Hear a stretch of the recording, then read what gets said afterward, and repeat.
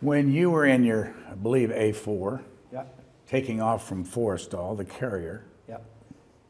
how apprehensive were you when you were flying into a place like northern Vietnam that you get shot down?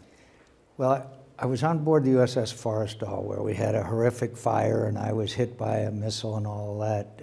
My plane was and on the flight deck. And then I transferred over to the USS Oriskany. I was flying off the Oriskany For that, yeah. when I was shot down. What was I thinking?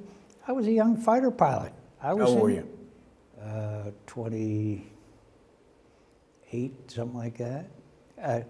Listen, that's what I wanted to do with my life. I wanted to go to combat. I wanted to go against the enemy. And it wasn't so much that they were the enemy as that, you know, that's what I was trained to do all those years. And I wanted to do it. It wasn't as if I was, oh no, I don't want to have to fly this combat mission.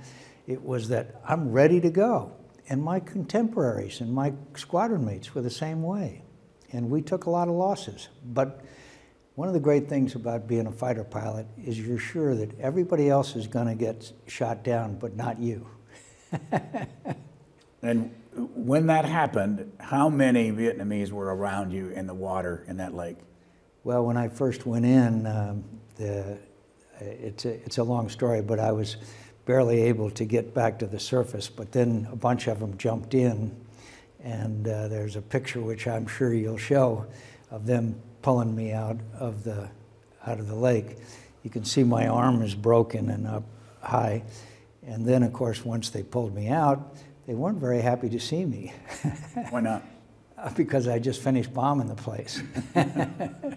And so that we got pretty rough.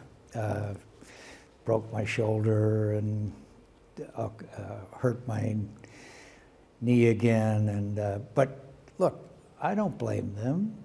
I don't blame them. We're in a war.